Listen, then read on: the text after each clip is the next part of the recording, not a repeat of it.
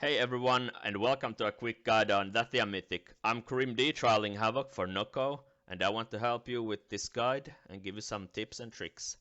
First up, the most important part, in my opinion, are managing the conductive marks and getting everyone onto the ad platforms. The biggest change compared to Heroic is that you have to make your own ad spawn by using the conductive marks on the dormant ads around the room, so you can reach the outer ad platform. That's a lot of ads. Each dormant ad needs 10 marks to activate, and every time an ad wakes up, the other ones reset.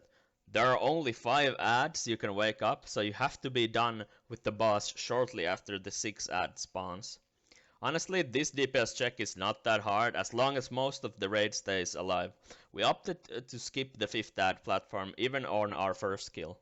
The general strategy we used on this fight is that we duplicated a few marks to make the ad spawn a lot faster than the platform ad spawn. This made the damage on the main platform ad not matter, and everyone can focus on doing more boss damage while cleaving the ad. We made 2 groups consisting of 1 tank, 1 healer, and around 7 DPS to send to the ad platforms. You want strong AoE CDs to kill the platforms relatively quickly, cleaving off the biggest ad and rotate CCs and interrupts on the smaller ones. The platforms come at around 120, at 3 minutes, at 420, that's the weed number, and at 6 minutes into the fight, so look at your team comp and try to make it work. Some people might also have to hold CDs from the start of the fight into the first platform. On the main platform, you want to move as a semicircle around the boss room so your healers can reach everyone. Your biggest job is to avoid spreading any unwanted marks and actually depositing the marks at the correct time. When depositing a mark into a dormant ad, it gives everyone a short dot which stacks up if the next mark is deposited too quickly. We never did over 2 debuffs at a time intentionally, of course. If you delay depositing, then that also delays further depositing, and when that happens, the ad spawns slower, so you have less time to cleave it, and you might have to switch to the ad, losing boss damage. You also want to make sure you don't take a conductive mark up to the ad platform, especially as melee, as there is no other way to get rid of it except depositing it into an ad. During Cyclone, the part where the boss pulls everyone in and starts like spinning around, a simple speed increase like Windrush Totem makes you fast enough to just run against it.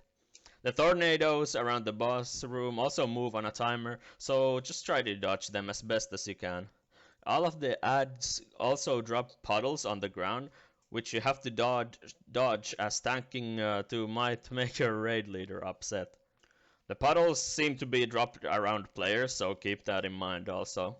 If you decide to skip the 5th platform, make sure no one deposits the last mark onto the last ad, as that just might wipe your pool. Next up, I wanna share some great tips. Tip number 1, subscribe. Alright, sorry, I'm kidding. Tip number 1, while running up to a platform, you want to put your assigned ad on focus and use a focus interrupt macro while targeting the big ad to maximize damage on the big ad. If you don't want to do this, switching up on the small app to interrupt is also fine. If you want though and you don't have a macro, I'll post one to the description of the video. Tip number 2, don't finish off the ad platform before marks have gone out on the main platform.